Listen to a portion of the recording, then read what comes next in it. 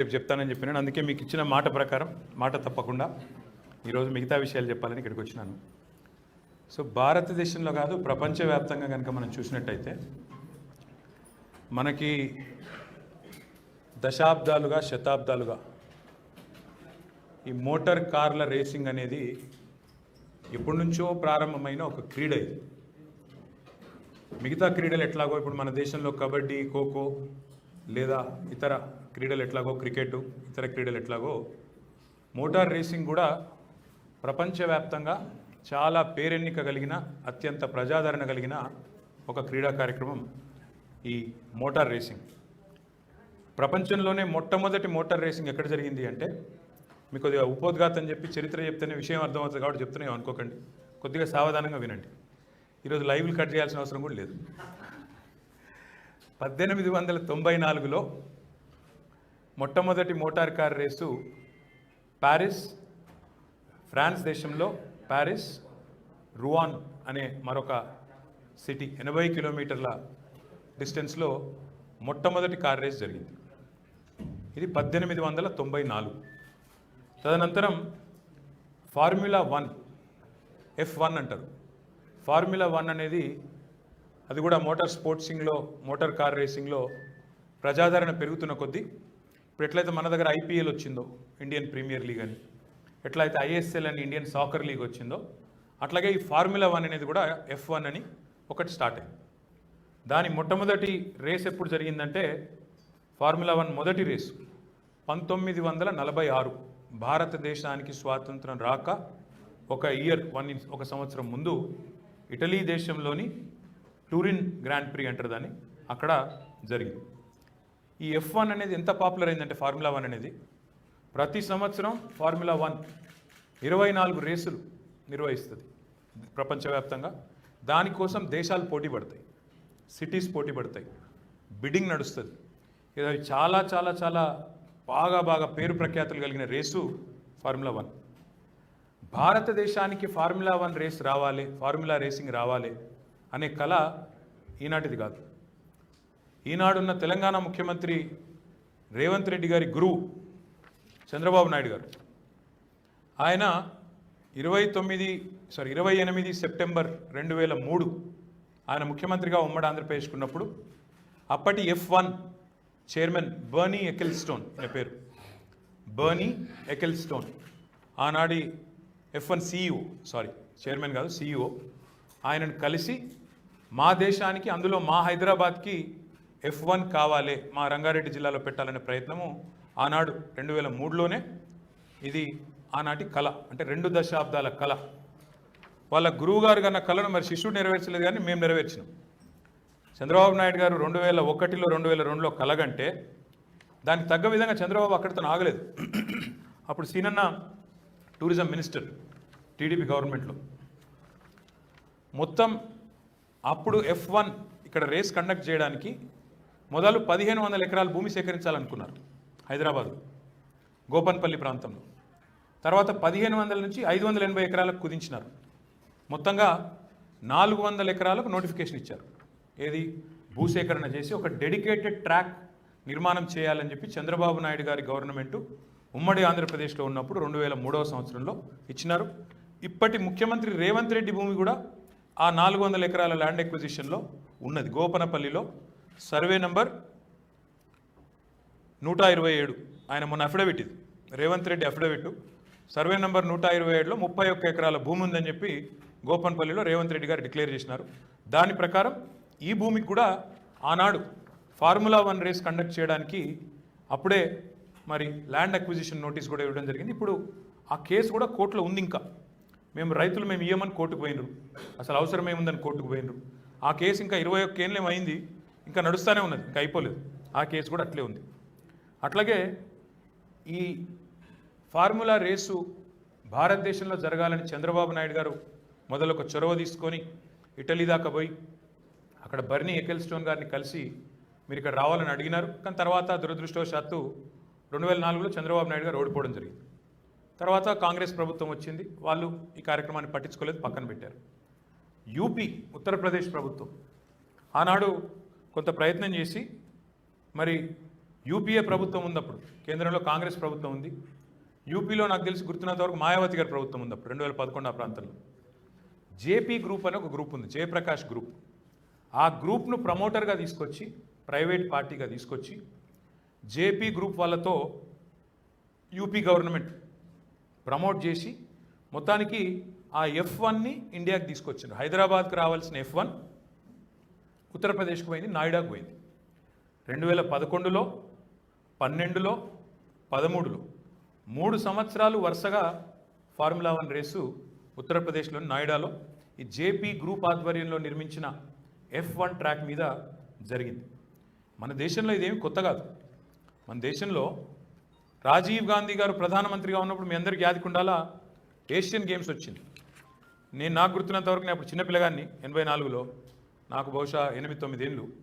మొట్టమొదటిసారి కలర్ టీవీలో అప్పుడే చూసినాం మనం.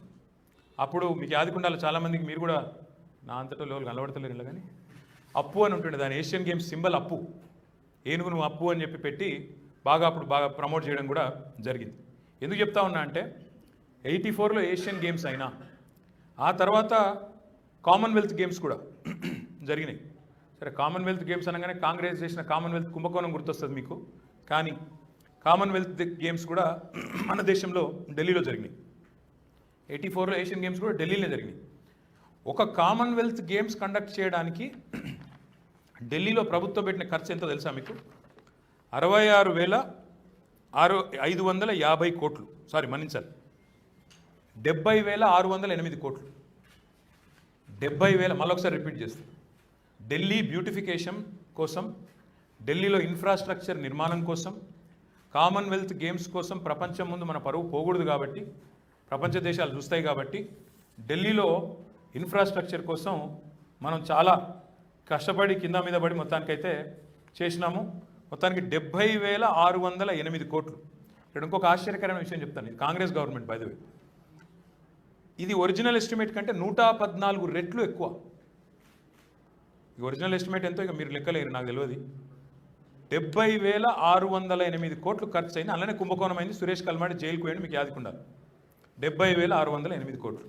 ఇది సర్వసాధారణంగా ఒక ప్రపంచ ప్రఖ్యాతి కలిగిన ఏదైనా క్రీడను మన దేశంలో కానీ, మన రాష్ట్రంలో కానీ, మన నగరంలో కానీ నిర్వహించాల్సి వస్తే ప్రభుత్వాలు పెట్టుబడి పెట్టాలి. ఎందుకంటే ఇప్పుడు మన IPL గేమ్ అవుతుంది ఇక్కడ హైదరాబాద్లో, మీరు అందరూ పోతారు స్టేడియం కుప్పలకి. మరి సన్ రైజర్స్ స్టేడియం మందం వాళ్ళు చూసుకుంటారు లోపల. మరి బయట పోలీసు వాళ్ళు, సెక్యూరిటీ, రానుబోను రోడ్లు బాగాలేకపోతే రోడ్లు మంచిగా చేసుడు, అక్కడ వచ్చిపోయే ప్రజలకు అసౌకర్యం కలగకుండా చూసుకున్నాడు, ఇదంతా ప్రభుత్వం బాధ్యత ఉంటుంది. ఇంకా GHMC కావచ్చు, HMDA కావచ్చు, ఆ ప్రభుత్వం యొక్క బాధ్యత ఉంటుంది. అట్లాగే మీకు యాదికుండాలే, మరి అక్టోబర్ 24 నుంచి నవంబర్ 1 వరకు మన రాష్ట్రంలో అప్పుడు చంద్రబాబు నాయుడు గారు ముఖ్యమంత్రి ఆఫ్రో ఏషియన్ గేమ్స్ అయినాయి. ఆఫ్రో ఏషియన్ గేమ్స్ హైదరాబాద్లోనే అయినాయి. గచ్చిబౌలి స్టేడియం కూడా అప్పుడే కట్టినట్టున్నారు, యాదకుండాల. గచ్చిబౌలి స్టేడియం కూడా దానికోసమే నిర్మాణం చేసింది. దానికైన ఖర్చు ఆ రోజు 2003లో 103 కోట్లు. అంటే ఈ రోజు లెక్క ప్రకారం కనీసం ఒక 10-15 రెట్లు పెంచుకోవచ్చు ఈజీగా. 1000, 1500, 2000 కోట్లు దాటిపోతుంది అప్పటికిప్పటికి చూసుకుంటే. అంటే ఒక క్రీడల కోసం, ఒక అంతర్జాతీయ ప్రమాణాలతో కలిగిన క్రీడల కోసం ప్రభుత్వాలు ఖర్చు పెట్టడం పరిపాటి సర్వసాధారణమని చెప్పడానికే ఆఫ్రో ఏషియన్ గేమ్స్ ఇదే హైదరాబాద్లో ఆనాటి తెలుగుదేశం ప్రభుత్వం నిర్వహించింది చెప్తా ఉన్నా. కామన్వెల్త్ గేమ్స్ కూడా కాంగ్రెస్ ప్రభుత్వం, అప్పటి UPA ప్రభుత్వం నిర్వహించిన విషయాన్ని కూడా నేను మీకు గుర్తు చేస్తా ఉన్నాను. అదే మాదిరిగా ఈ F1 నాయిడాలో ఏదైతే కండక్ట్ చేసినారో దానికైన ఖర్చు 1700 కోట్లు. ఆ ట్రాకు, మిగతా ఏర్పాట్లు అన్నిటికి కలిపి 1700. ఇది ఎప్పుడు మళ్ళీ నేను చెప్పే లెక్క 2011-10 ప్రాంతం. మరి ఇవాళ లెక్క వేసుకుంటే అది డబల్ ట్రిపుల్ అవుతుంది. అది కూడా అంటే దగ్గర 5,000 కోట్లు వేసుకోండి ట్రిపుల్ అనుకుంటే. 5,000 కోట్లు ఒక F1 రేసు నాయిడాలో 3 ఏళ్ళు కండక్ట్ చేయడానికైనా ఖర్చు. ఇక అంత దూరం ఎందుకు అనుకుంటే మొన్న చూస్తే ఇది మొన్న తమిళనాడులో ఒక 2 నెలల కిందట ఫార్ములా 4 రేస్ జరిగింది. అందులో ఉదయనిధి గారు ఇక్కడ కనబడుతున్నారు మీకు చిత్రంలో. అక్కడ ఇది MOU చేసుకున్న సందర్భం. ఇందులో అక్కడి రాష్ట్ర ప్రభుత్వం, తమిళనాడు రాష్ట్ర ప్రభుత్వం 42 కోట్లు ఖర్చు పెట్టింది ఈ రేస్ కండక్ట్ చేయడానికి కోసం. అక్కడ RPPL అనే సంస్థతో ఒప్పందం చేసుకున్నది. వాళ్ళు 200 కోట్లు ఇన్వెస్ట్ చేసిండ్రు RPPL. రాష్ట్రం 42 కోట్లు ఇన్వెస్ట్ చేసింది. ఫార్ములా 4 ఇది F1 కాదు, F2 కాదు, F3 కాదు, చాలా చిన్నది F1తో పోలిస్తే. ఫార్ములా 4 కోసం వాళ్ళు పెట్టిన ఖర్చు 42 కోట్లు రాష్ట్రం నుంచి. వివిధ దేశాల అధిపతులు ఈ మోటార్ రేసింగ్లకు చాలా విస్తృతమైన ప్రచారం కల్పిస్తూ ఉంటారు. జనరల్గా ఎప్పటికప్పుడు వాటికి అనుగుణంగా ట్వీట్లు పెడుతుంటారు, మెచ్చుకుంటుంటారు. ఇవన్నీ శరామామూలుగా జరిగే కార్యక్రమాలు. ఇవాళ నిజంగా చెప్పాలంటే కొన్ని దేశాలు ఉంటాయి, మీరు ఆ దేశం పేరు కూడా వినుండరు. మోనాకో అనే ఒక దేశం ఉంటుంది, మొనాకో అంటారు, మొనాకో దేశం అని ఉంటుంది. మొనాకో దేశం యొక్క గొప్పతనం, ఆ దేశం ప్రపంచ పటంలో కింద దేశం, అది ఒక చిన్న సిటీ. అది దాని గొప్పతనం ఏంది, అది ఎందుకు తెలుసు మిగతా ప్రపంచానికంటే అక్కడ జరిగే మొనాకో గ్రాండ్ ప్రీ వల్లనే. F1 రేస్ జరుగుతుంది కాబట్టి మొనాకో అనే ఒక దేశం ఉందనేది ప్రపంచానికి తెలిసిందంటేనే అక్కడ F1 జరిగే అంత గొప్పగా జరుపుతారు కాబట్టి ఆ రేసింగ్ వల్లనే తెలిసి వచ్చింది. ఇక్కడ ఈ హైదరాబాద్ విషయానికి వస్తే ఇంకొక మాట కూడా నేను మీకు చెప్పాలి. ఇది నరేంద్ర మోడీ గారు 2024 మొన్న మార్చ్ 17 నాడు జమ్మూ కాశ్మీర్లో F4 రేసింగ్ జరిగితే కాశ్మీర్ ఎంత అందంగా ఉన్నదని చెప్తూ, this is very heartening to see. It will help further showcase the beauty of Jammu and Kashmir. India offers great opportunities for motor sports to thrive and Srinagar is right on top of the places where it can happen. భారతదేశం motor racing లాంటి క్రీడా కార్యక్రమాలకు చాలా అనువైన దేశం. కాశ్మీర్ అనేది ఒక అందమైన రాష్ట్రాన్ని మరింత అద్భుతంగా షోకేస్ చేస్తుందని చెప్పి నరేంద్ర మోడీ గారు పెట్టిన ట్వీట్ ఇది మొన్న ఏప్రిల్ మాసంలో. ఇక మేమేం చేసినాము అంటే ఒక్కసారి మీకు నేను చెప్పాలి. ఇక రాహుల్ గాంధీ గారి గురించి కూడా ఒక మాట చెప్పాలి. ఇక్కడ ఇది రాహుల్ గాంధీ గారిది, ఈయనకు కూడా మోటార్ రేసింగ్ అలవాటు ఉంది. ఆయన ఒక యమహా R1 బండి కొనుక్కొని, ఇగో this is a track that gives Rahul Gandhi his kicks. Rahul Gandhi గారు మోటార్ రేసింగ్ ఎంతూజియాస్ట్. ఆయన కూడా నేను అభినందిస్తున్న వారిని కూడా, ఎందుకంటే కొత్త తరం నాయకుడు కాబట్టి సహజంగానే కొత్త తరం ఆలోచనలు ఉంటాయి. మోటార్ రేసింగ్లో కూడా వారు కూడా ఆయన ఎంతూజియాస్ట్ అని చెప్పి రాసిన వార్త. ఈ F1 ఎప్పుడైతే చంద్రబాబు నాయుడు గారు తేవాలనుకున్నారో, ఎప్పుడైతే ఇంక F1 నాయుడాకు వచ్చిందో 3 ఏళ్ళు నడిచిన తర్వాత, నేను మంత్రి అయిన తర్వాత నేను చాలా ప్రయత్నం చేసిన, వారిని కలిసిన. ఫర్నా వల్లను కలిసి, వన్ వల్ల నేను కూడా కలిసిన. మీకు యాదకుందా, చంద్రబాబు నాయుడు గారు వచ్చి మిమ్మల్ని కలిసిండ్రు 2003లో, కానీ అప్పుడు మీరు రాలేదు, మీరు నాయుడాకు పోయినారు 2011లో. ఇప్పుడు మీరు అక్కడ క్యాన్సిల్ అయింది కదా, ఇప్పుడు మా దగ్గర రండి. నేను ఆ రోజు ల్యాండ్ ఎక్విజిషన్ ఇంకా అట్లే ఉంది, నోటీసులు అట్లే ఉన్నాయి. నేను ఎట్లనే చేసి తనలాడి మీకు డెడికేటెడ్ ట్రాక్ కూడా కట్టిస్తాం, మీరు రండి అని అడిగిన. వాళ్ళు అన్నారు, ఇక మేము ఇండియాకి వచ్చే ఇంట్రెస్ట్ మాకు ఇప్పట్లో లేదు Formula 1కు, ఎందుకంటే ఇక మా చేతులు గాలిని ఆడికి వచ్చినాము, 3 ఏళ్ళు నడిచింది, తర్వాత ఆ ప్రమోటరు వెనుకకు పోయిండు, మాకు ఇంట్రెస్ట్ లేదు అని వాళ్ళు చెప్పిండ్రు. రాము అని చెప్పేసారు మాకు. చెప్పిన తర్వాత మేము వెతుకుతూ ఉంటాం ఏం జరుగుతున్నది ఈ మోటార్ రేసింగ్లో, ఏం జరుగుతున్నాయి, మార్పులు ఏమొస్తున్నాయని చెప్పి మేము మానిటర్ చేస్తూ ఉంటే మేము గమనించిన ఒక ట్రెండ్ ఏంటంటే, ఈ మధ్యన మీరు అందరూ చూస్తున్నారు హైదరాబాద్ కార్ల మీద కూడా, హైదరాబాద్ రోడ్ల మీద కూడా కొన్ని కార్లకు గ్రీన్ నెంబర్ ప్లేట్లు ఉంటాయి, ఎలక్ట్రిక్ వెహికల్స్. ఇప్పుడు జమానా ఎలక్ట్రిక్ వెహికల్స్. ఇక్కడ రాను డీజిల్ ఇంజన్లు, పెట్రోల్ ఇంజన్లు పోయి మొత్తం ఎలక్ట్రిక్ వెహికల్స్ తేవాలనే కాంక్ష, కాలుష్యం ఉండొద్దు మన పిల్లలకు, మన భవిష్యత్ తరాలకు అనే ఆకాంక్ష ప్రభుత్వాలకు, ప్రజలకు అందరికీ ఉంది. కాబట్టి ఎలక్ట్రిక్ వెహికల్స్ని బాగా ప్రోత్సహిస్తూ ఉన్నారు. ఎప్పుడైతే ఎలక్ట్రిక్ వెహికల్స్ ప్రోత్సాహం బాగా పెరిగిందో, అప్పటి నుంచి ఈ ఫార్ములా రేసింగ్లో కూడా ఎలక్ట్రిక్ వెహికల్స్ ఇంట్రడ్యూస్ అయింది. దాన్నే ఫార్ములా E అంటారు. F1 మామూలు ఇంజన్, మన diesel engine, petrol engine, internal combustion engine అంటారు కదా, ఐస్ ఇంజన్ అంటారు కదా, అది F1.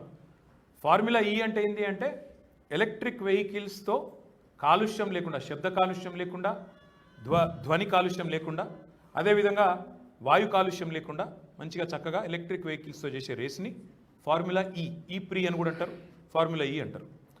దీన్ని మేము పట్టిన మీకు F1 ఎప్పుడైతే రానన్నదో వీళ్ళం పట్టుకొచ్చుకోవాలి అని చెప్పి FIA అనే ఒక సంస్థ ఉంటుంది, FIA వాళ్ళని పట్టుకున్నాం. వాళ్ళు అక్కడ యూరోప్ బేస్డ్ ఉంటారు. పట్టుకొని వాళ్ళతో సంప్రదింపులు మొదలుపెట్టినాం, స్టడీ చేసినాం మేము కూడా. దీనివల్ల లాభం ఏంది మనకు.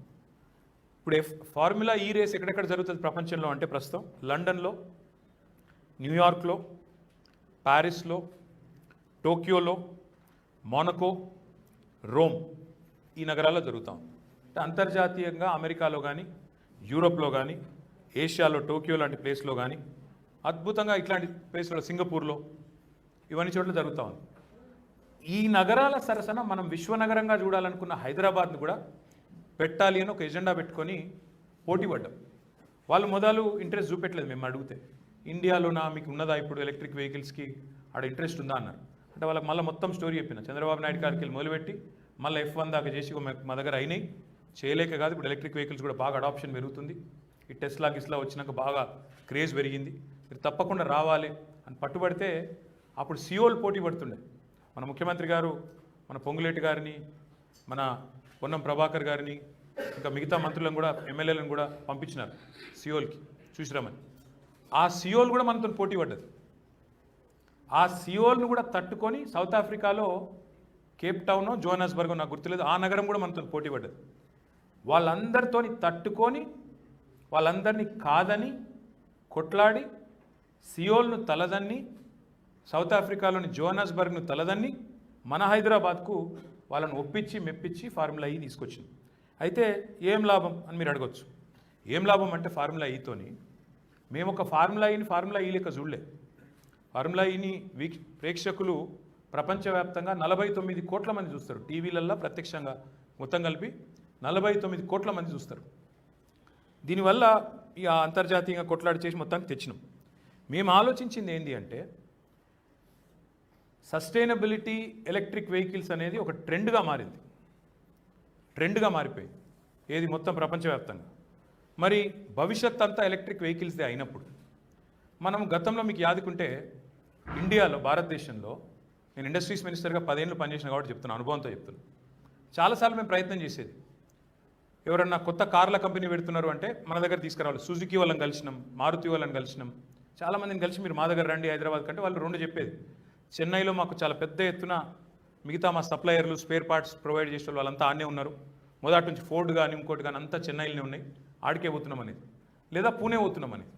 అంటే మనకి ఏమైందంటే గతంలో 50-60 ఏళ్లలో పూణే, చెన్నై రెండు ఆటోమొబైల్కి స్థావరాలుగా, కేంద్రాలుగా మారిపోయినాయి, హబ్స్గా మారిపోయినాయి. మరి కొత్త తరం వెహికల్స్కి ఏమో ఇవన్నీ అవసరం లేదు.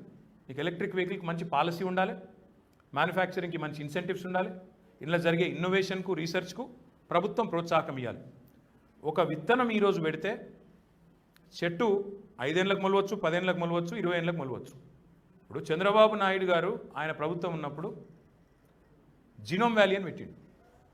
ఇవాళ జీనోమ్ వ్యాలీ 24 ఏళ్ళ తర్వాత, 20 ఏళ్ళ తర్వాత, 15 ఏళ్ళ తర్వాత ఇవాళ ప్రపంచంలోనే ఒక ఇంపార్టెంట్ లైఫ్ సైన్సెస్ క్లస్టరు, ప్రపంచంలోనే 1/3 వ్యాక్సిన్స్ తయారవుతున్నాయంటే అక్కడికి వెళ్ళి తయారవుతున్నాయి. అంటే అప్పుడు పెట్టింది ఈరోజు మనకు భవిష్యత్ తరాలకు ఉపయోగపడుతుంది. అట్లే మేమేమి ఆలోచించినాం, జీనోమ్ వ్యాలీ లెక్కనే ఎలక్ట్రిక్ వెహికల్స్కి ప్రోత్సాహం ఇస్తూ, అందులో ఇన్నోవేషన్, అందులో రీసెర్చ్, అందులో మ్యానుఫ్యాక్చరింగ్ కూడా ప్రోత్సాహం ఇస్తూ ఈ ఈవెంట్ను కూడా దాంతోపాటు జత కలిపి ఒక వారం రోజుల పాటు మొబిలిటీ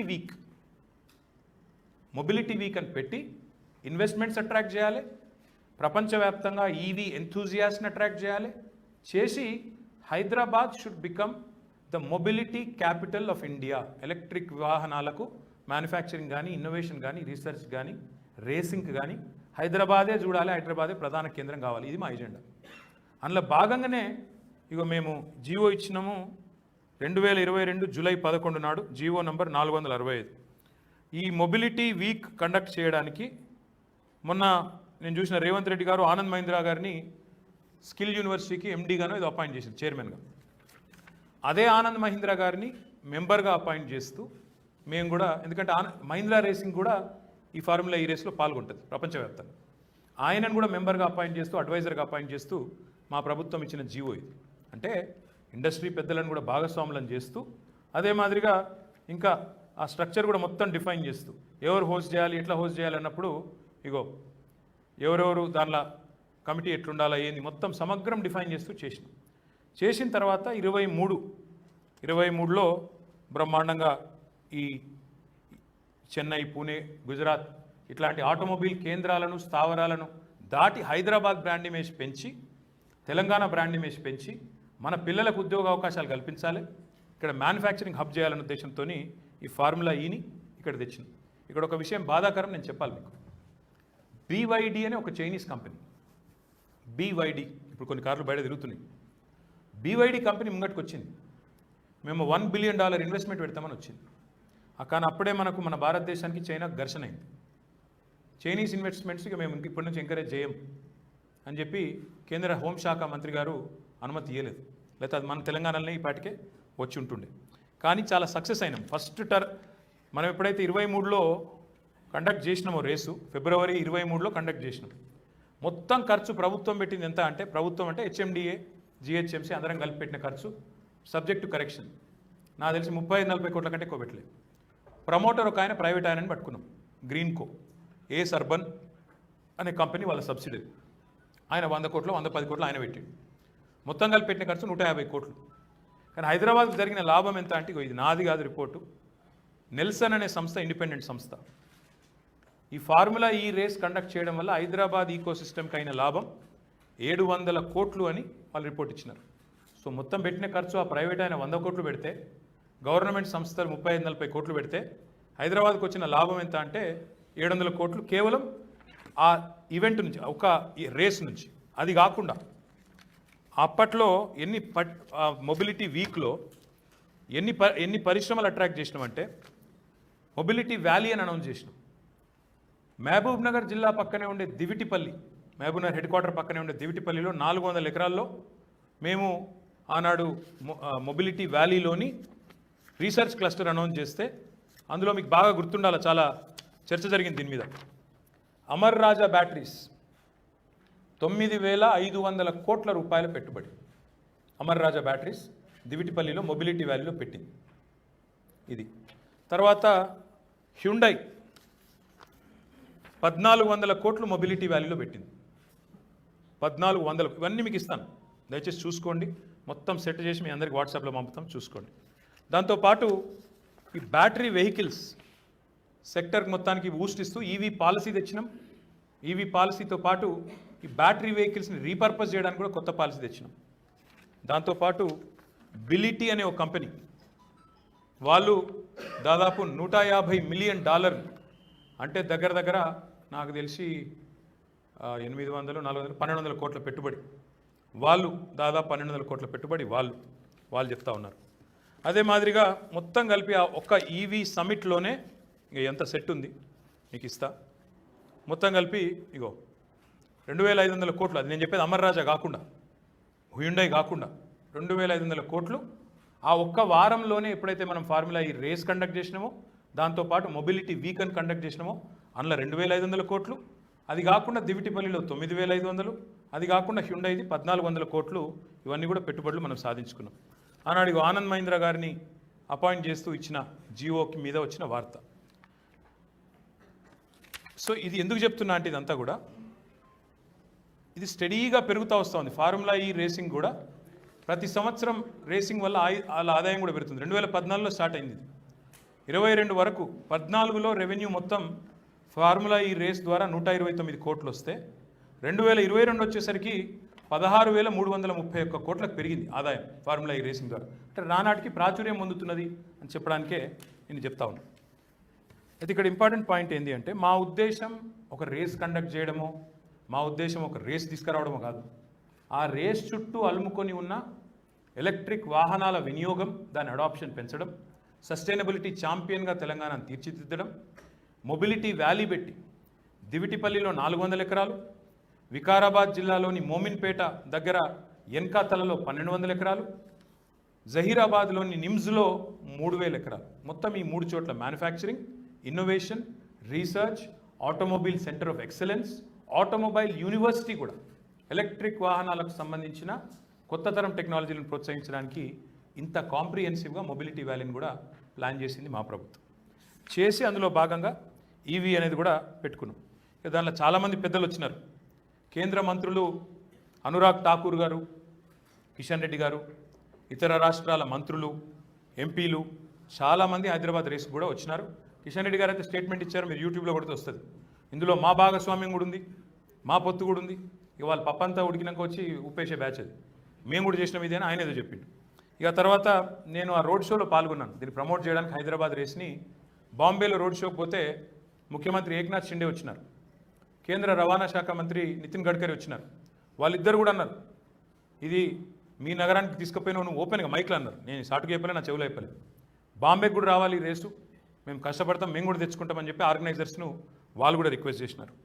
బాంబేలో కూడా కండక్ట్ చేయాలని కోరినారు. అక్కడికి సచిన్ తెందూల్కర్ లాంటి దిగ్గజాలు ఈ రేసు కూడా వచ్చినారు. మొత్తం కలిపి లాభం జరిగిందా హైదరాబాద్కు నష్టం జరిగిందా అంటే ఇగో నేను చెప్తలేను, నా కవిత్వం కాదు. 700 కోట్ల లాభం, ఖర్చు ప్రభుత్వం నుంచి పెట్టింది 40 కోట్లు, ప్రైవేట్ వాళ్ళు పెట్టింది 100 కోట్లు. మొత్తంగా నెల్సన్ రిపోర్ట్ మొదటి సంవత్సరమే లాభాల బాటలో హైదరాబాద్కు లాభం చేస్తూ హైదరాబాద్ బ్రాండ్ ఇమేజ్ను ఆకాశం అంతా పెంచుతూ మొబిలిటీ వ్యాలీలో ఇన్వెస్ట్మెంట్లు అట్రాక్ట్ చేస్తూ బ్రహ్మాండంగా మనం ఈ రేస్ని కండక్ట్ చేసినాం. ఫార్ములా ఈ, దానికి హైదరాబాద్ ఈ ప్రీ అనే పేరు కూడా పెట్టి హైదరాబాద్ పేరు ప్రపంచవ్యాప్తంగా 49 కోట్ల మనసుల్లో నాటే విధంగా ప్రయత్నం చేసినాం. చాలా మొబిలిటీ వీక్ ద్వారా ఫిస్కర్ అనే ఒక అమెరికన్ కంపెనీ, ఒలెక్ట్రా అనే ఇంకో కంపెనీ, బిలిటీ, ZF వాళ్ళందరూ కూడా తమ తమ పెట్టుబడులు కూడా మరి అనౌన్స్ చేయడం జరిగింది. తదనంతరం ఏం జరిగింది, ఇక్కడికి వెళ్ళి కాంట్రవర్సీ స్టార్ట్. మీకు అదే కావాలి. మేము ఫిబ్రవరిలో ఈ రేస్ కండక్ట్ చేసినాక ఇది 4 ఏళ్ల పాటు ఒప్పందం కుదిరింది. త్రైపాక్షిక ఒప్పందం. హోస్ట్ సిటీగా హైదరాబాదు అంటే మన గవర్నమెంట్ HMDA మన వైపు నుంచి, ఇంకోవైపు ప్రైవేట్ స్పాన్సర్గా గ్రీన్ కో కంపెనీకి సంబంధించిన AS అర్బన్ అనే కంపెనీ, ఇంకోటి FIA అంటే ఆ ఫార్ములా ఈ నిర్వాహకులు, ముగ్గురు మధ్యన ట్రైపార్టైట్ అగ్రిమెంట్, త్రైపాక్షిక ఒప్పందం కుదిరింది.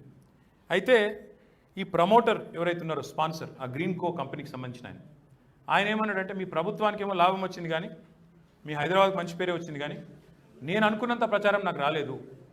100 కోట్లు ఖర్చు పెట్టినా నేను, నాకు పడతలు కాలేదు అన్నాడు ఆయన.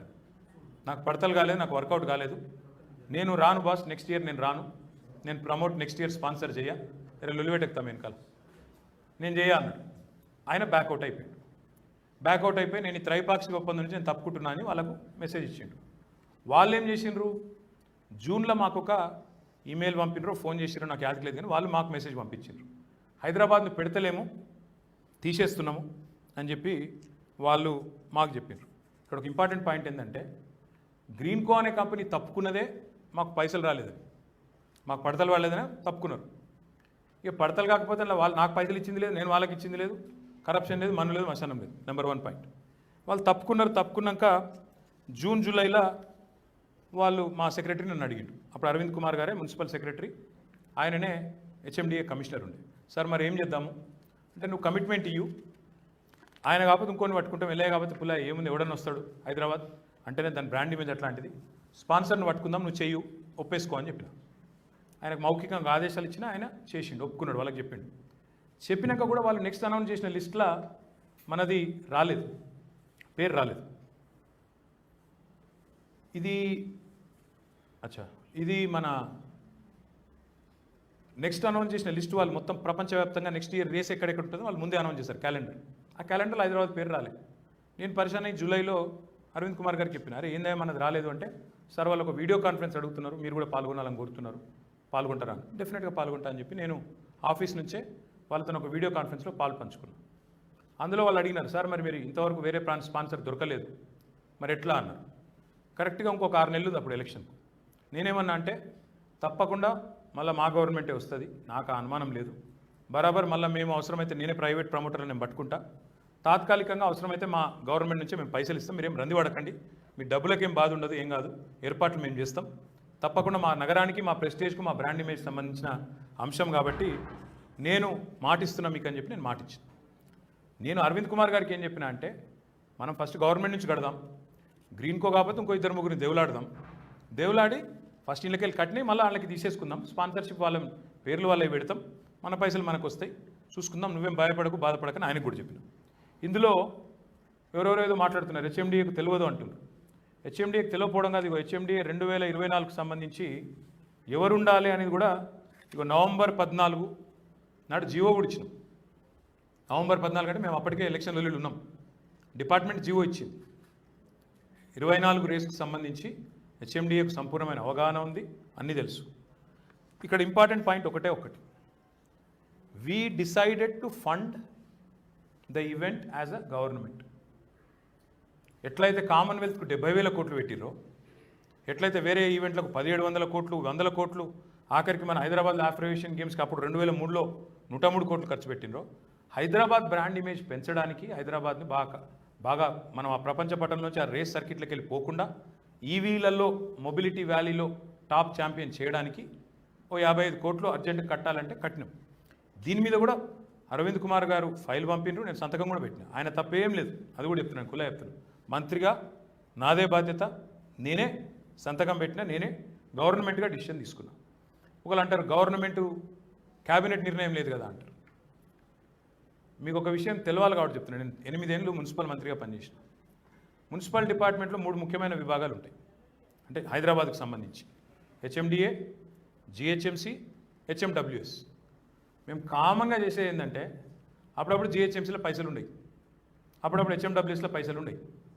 హెచ్ఎండిఏకి ఫోన్ చేసి నేను అటు పైసలు పంపా, కొంత ఆడ కొద్దిగా కిల్లత్ ఉంది, మళ్ళీ వచ్చినాక అడ్జస్ట్ చేసుకుందామని చెప్పి అట్లా ఇంటర్నల్ అడ్జస్ట్మెంట్ రెగ్యులర్గా చేసుకుంటాం. నేనే కాదు, ఇప్పుడున్న ప్రభుత్వం కూడా చేస్తుంటుంది. అన్ని డిపార్ట్మెంట్లు చేస్తాయి. ఏ డిపార్ట్మెంట్కి ఆ డిపార్ట్మెంట్లో ఉండే కార్పొరేషన్లు విత్ ఇన్ ద డిపార్ట్మెంట్. ఇప్పుడు మీ ఇంట్లో, ఇప్పుడు మీ సంసారంలో మీరు చేసుకోరా, ఇప్పుడు మీ భార్య అకౌంట్లో పైసల్ని మీ అకౌంట్లో లేవు, ఏం చేయాలి? పైసలు కావాలి, దీనికో కట్టాలి, కొద్దిగా ట్రాన్స్ఫర్ చేయంటే చేస్తారు. అట్లా ఇది కూడా అడ్జస్ట్మెంట్ చేస్తాం. హెచ్ఎండిఏకు సర్వస్వతంత్రమైన బోర్డు ఉంటుంది. చాలామంది తెలియక మాట్లాడుతున్నారు, క్యాబినెట్ డిసిషన్ లేదా, మీకు ఫైనాన్స్ క్లియరెన్స్ ఉందా? HMDA is an independent board, independent agency. దాని chairman CM, vice chairman municipal minister, దాని member secretary MD, metropolitan commissioner, MD ఉంటారు, కమిషనర్ ఉంటారు. అరవింద్ కుమార్ గారిని నేను ఇన్స్ట్రక్షన్ ఇస్తేనే ఆయన హెచ్ఎండిఏ నుంచి అక్టోబర్ 8, 9 నాకు యాద్ క్లేస్ కరెక్ట్, కానీ ఫస్ట్ వీక్ అప్పటికి ఎలక్షన్లో స్టార్ట్ అయింది కాబట్టి నేను ఆదేశం ఇచ్చిన, డబ్బులు ట్రాన్స్ఫర్ చేయని చెప్పినా. మనం ఈవెంట్ మనం కాపాడుకోవాలి, మన సిటీ ఇమేజ్ దెబ్బతినొద్దు, మన బ్రాండ్ ఇమేజ్ దెబ్బతినొద్దు, మన తెలంగాణ పేరు చెడిపోవద్దు. నువ్వు కట్టు, నేను దేవులాడితే నీకెందుకు, నేను 100 కోట్ల మంది స్పాన్సర్లు నేను మా వాటికి వస్తే నాకు అది తెలివి ఉంది అని చెప్పి నేను ఆయనతో కట్టిపించిన, సంతకం కూడా పెట్టాను నేను ఫైల్.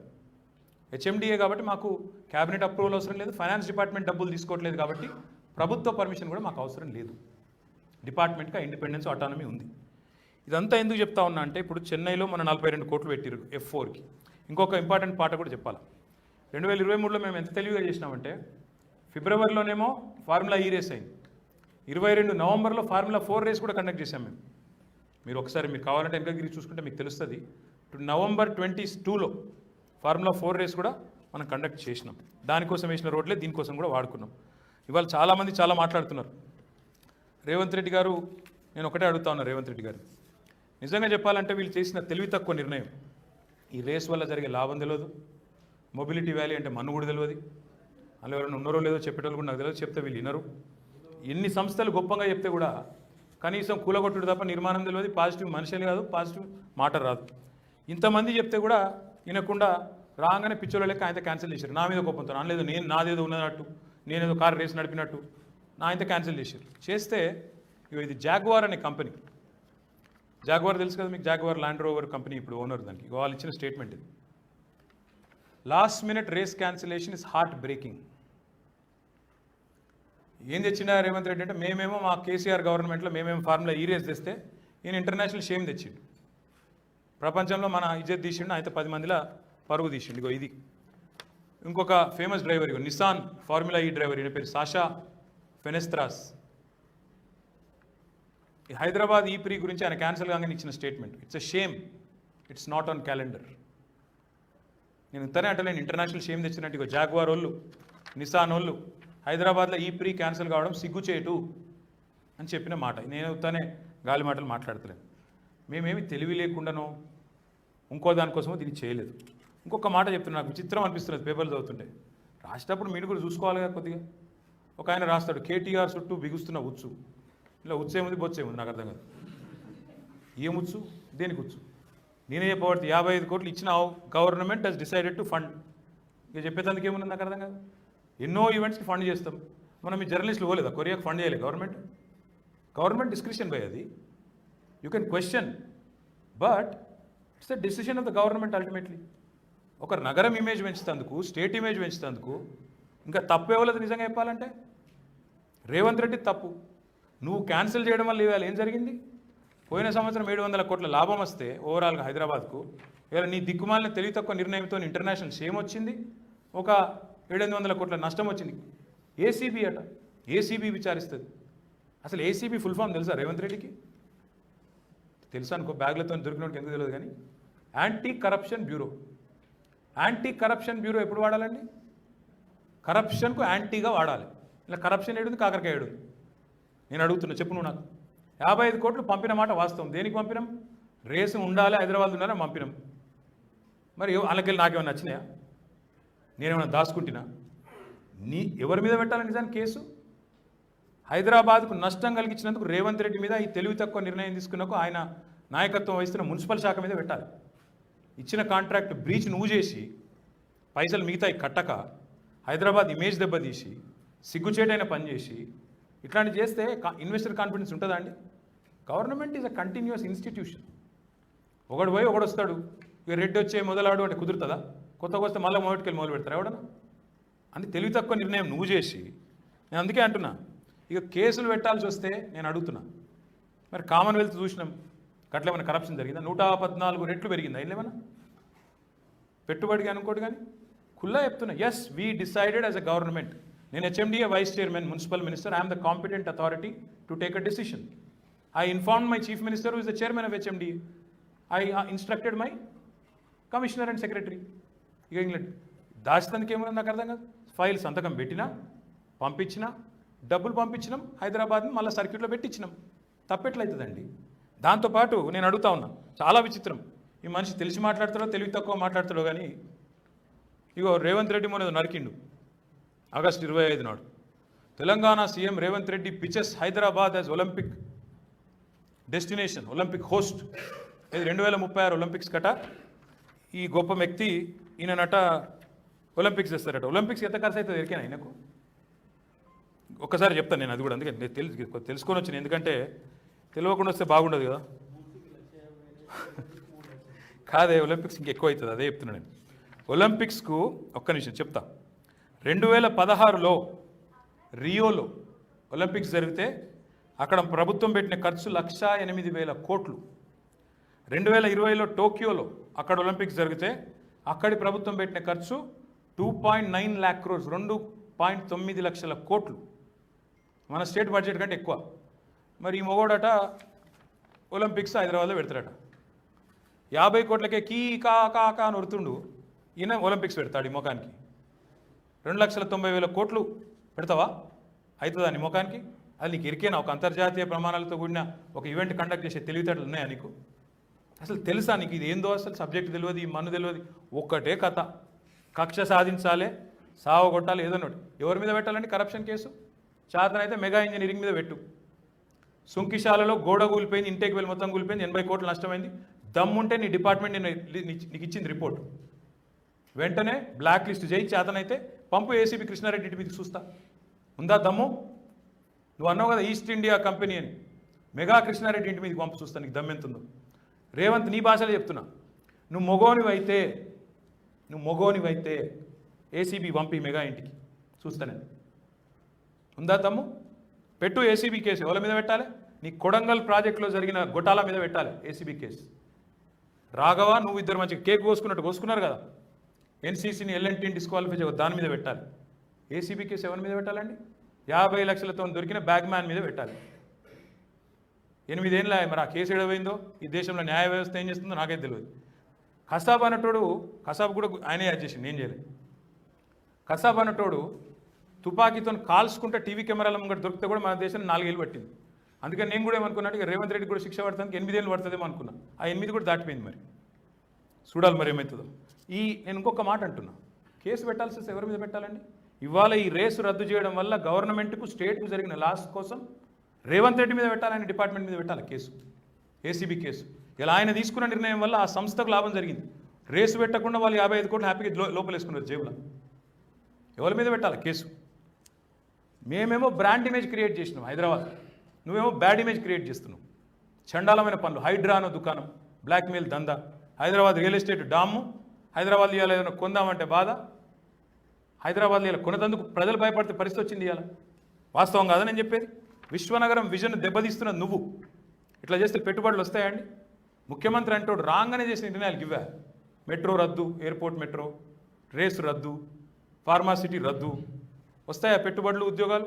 పాపం మన మంత్రి తుమ్మల నాగేశ్వరరావు గారు అందుకే మొత్తుకుంటున్నాడు, మాకు అప్పు ఉడతలేదు అంటుండు. మరి ముఖ్యమంత్రి దివాళకోరు మాటలు మాట్లాడితే అప్పటికెళ్ళి ఉడుతుందా? ఇట్లాంటి దిక్కుమాల పనులు చేయొద్దు. మేము అందుకే చెప్తా ఉన్నాం, ఎందుకు పెడతావు కేసు? పెడితే పెట్టు, అది కూడా చెప్తాను. ఇప్పుడు మీకు చెప్పింది ఆడ చెప్తా, ఏమున్నది దాచుకునే తందుకు ఏమున్నది? అవు బరాబర్ ఇచ్చిన, గవర్నమెంట్గా నిర్ణయం తీసుకున్నా. I am the government, I was the government. Minister and secretary are the government. I took a decision in the interest of Hyderabad. I took a decision in the interest of Telangana to put Hyderabad and Telangana on international map, international circuit. Tappa? ఎందుకు పెడతావా case నా మీద? Hyderabad image పెంచినందుక? ఎందుకు పెడతావు case? లక్షల కోట్ల పెట్టుబడులు తెచ్చినందుక? ఎందుకు పెడతావు కేసు ప్రపంచ పటంలో హైదరాబాద్ నిలబెట్టినందుక? ఎందుకు పెడతావు కేసు బెంగళూరును దాటి హైదరాబాద్ ఐటీ ఎగుమతులు పెంచినందుక? పారిపోతాయన్న కంపెనీలను కాపాడినందుక? లేదా దిగ్గజ కంపెనీలకు డ్రీమ్ డెస్టినేషన్గా మార్చినందుక? లేదా మా పిల్లల భవిష్యత్తుకు బంగారు బాటలు కేసీఆర్ గారి నాయకత్వంలో వేసినందుక? మేము మళ్ళీ ఒకటే అంటా ఉన్నాం, ఈ అటెన్షన్ డైవర్షన్ గేమ్లతో రేవంత్ రెడ్డి ఎక్కువ రోజులు తప్పించుకోలేవు. పాపం నేను మళ్ళీ గుర్తు చేస్తా ఉన్నా ఆయనకు, నువ్వు ఎన్ని కథలు పడ్డా, నువ్వు ఎన్ని వేషాలు వేసినా మేము మాత్రం ఇడిచిపెట్టాం. నీ 6 గ్యారంటీలు ఇడిచిపెట్టాం, నీ 420 హామీలు ఇడిచిపెట్టాం. అప్పుడప్పుడు నువ్వు ఏదో గోకినట్టు చేస్తే మేము కూడా ఎక్స్ప్లెనేషన్ ఇస్తాం, తప్పదు. ఎందుకంటే ప్రజలకు తెలియాలి వాస్తవాలు. ఇన్ని చెప్పినాక కూడా నువ్వు కేసు పెడతా ఏమో చేస్తా అంటే నీ ఇష్టమున్న కేసు పెట్టుకో. ఇలా రాసింది ఇంకో paper, KTR target KTR. Target ఉండాలి 6 గ్యారెంటీల అమలు, టార్గెట్ ఉండాలి రైతుల వడ్ల కొనుగోలు, టార్గెట్ ఉండాలి రైతులకు రైతు బంధు వేసుడు, టార్గెట్ ఉండాలి చెర్లల చేప పిల్లలు వేసుడు, టార్గెట్ ఉండాలి దళిత బంధు లబ్ధిదారులకు మిగతా పైసలు ఇచ్చుడు, టార్గెట్ ఉండాలి స్కూటీలు ఇచ్చుడు, టార్గెట్ ఉండాలి లగ్గం చేసుకునే పిల్లలకు తులం బంగారం ఇచ్చుడు, టార్గెట్ గురుకులాలు మంచిగా చేస్తుడు ఉండాలి, టార్గెట్ ఓవర్సీస్లో ఇవాళ 2వ విడత స్కాలర్షిప్ రాక అవస్థలు పడుతున్న పిల్లలకు స్కాలర్షిప్ మీద ఉండాలి. టార్గెట్ కేటీఆర్ కాదు. వేస్తే వేసుకో, ఉత్సాహొచ్చా, నాకేం ఫరకపడేదేం లేదు. ఓ 2 నెలలు 3 నెలలు నువ్వు జైల్లో పెట్టి పైశాచిక ఆనందం పొందుతా అంటే నాకేం అభ్యంతరం లేదు. మంచిగా పోతా, యోగాగిగా చేసుకొని ట్రిమ్గా వస్తా, పాదయాత్ర ఎక్కుతా. కాబట్టి నేను భయపడేటోని కాదు, మేము ఎవ్వరం భయపడేటోళ్ళం కాదు. ఈ ఉడత ఊపులకు, ఈ హౌలా మాటలకు ఎవ్వడు భయపడడు.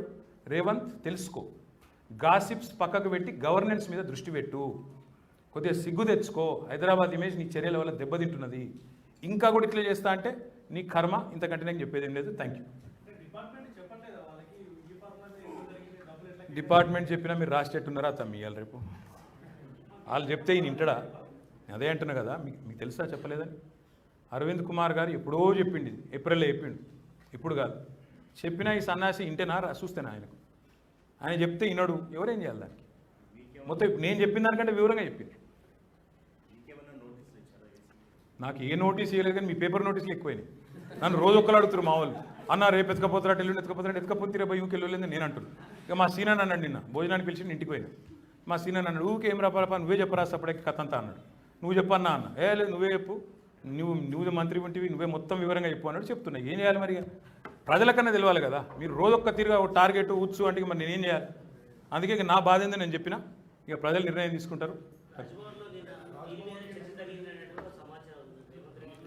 బ్రదర్ ఇగో సింపుల్ మాట, కరణదానితో 4 గంటల సమావేశం జరిగింది వాస్తవం.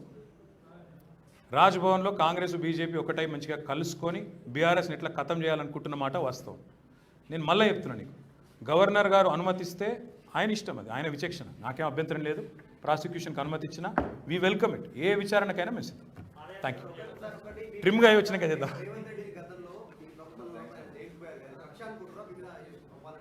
అదే చెప్తున్నా బ్రదర్, ఏదైనా దేనికైనా రెడీ.